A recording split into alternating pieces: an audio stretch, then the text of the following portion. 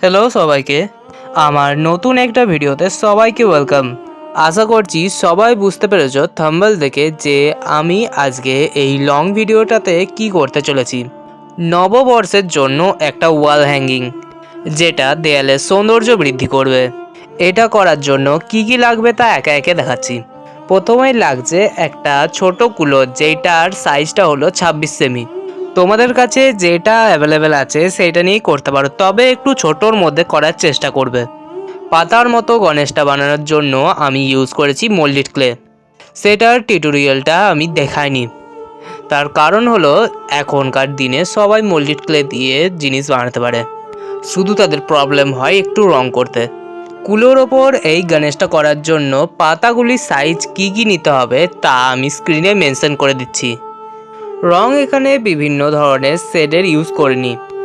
গণেশটা করার জন্য আমি ইউজ করেছি ডিপ গ্রিন, লাইট গ্রিন, আর লাইট গ্রিনের সাথে আর একটু সাদা মিক্স করে যে হালকা কালারটা আসবে সেটা আমি ইউজ করেছি। আমি এই ভিডিওতে শুধুমাত্র গণেশের মুখটা এবং তার পেটের অংশটা দেখাচ্ছি। এই দুটো কালার মিক্সিং ভালো করে দেখে নিলেই তোমরা বাকি পাতাগুলির কালার মিক্সিং খুব সুন্দরভাবে করতে পারবে। চলো এবার তোমাদের একটা টিপস শেয়ার করে রাখি।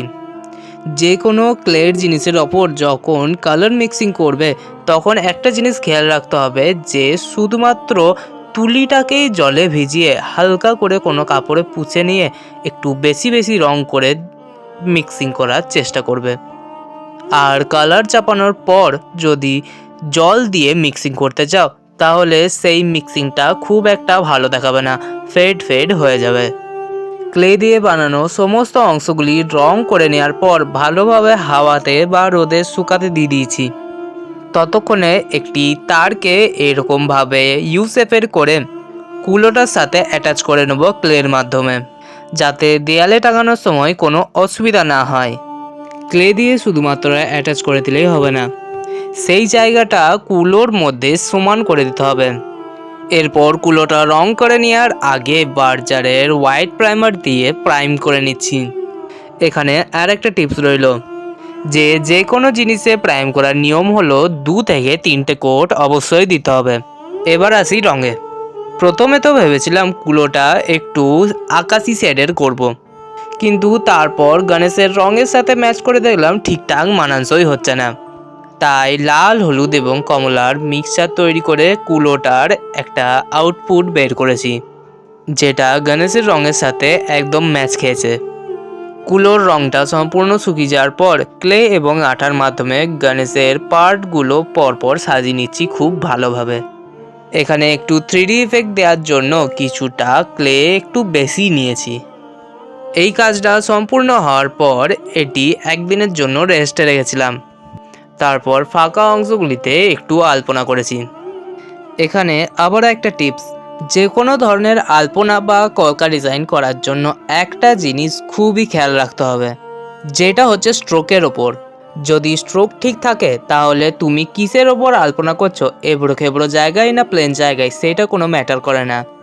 চেষ্টা করতে হবে একটা লাইনে যেন একটা স্ট্রোক কমপ্লিট হয়, ফলে আলপনা বা কলকাটি আরও সৌন্দর্যময় হয়ে ওঠে। আর তাছাড়া যে কোনো এবড়ো খেবড়ো জায়গায় বা এই কুলোটাতে যে ডিজাইন করছি এটাতে প্রাইমার করে নিয়েছিলাম বলে এটা একটু স্মুথ হয়ে গেছে, যার ফলে এই আলপনাটা করতে আমার সুবিধাই হয়েছে। বাই দ্য ওয়ে, এতক্ষণ তো অনেক কিছু জানলে, অনেক কিছু শুনলে। ভিডিওটা প্রায় শেষের মুখে হয়ে এসছে। তোমরা যদি ভিডিওটা স্কিপ করে না থাকো তাহলে তোমরা বিভিন্ন ধরনের টিপস অ্যান্ড ট্রিক্স জানতে পেরে গেলে। আর যদি কিছু প্রশ্ন জিজ্ঞেস করার থাকে তাহলে কমেন্টে জানিও। সবাইকে শুভ নববর্ষের অনেক অনেক শুভেচ্ছা রইল। অনেক ভালো থেকো, সুস্থ থেকো। আর যারা চ্যানেলে নতুন আরও এরকম নিত্য নতুন ভিডিও পাওয়ার জন্য তারা সাবস্ক্রাইব করে দিও।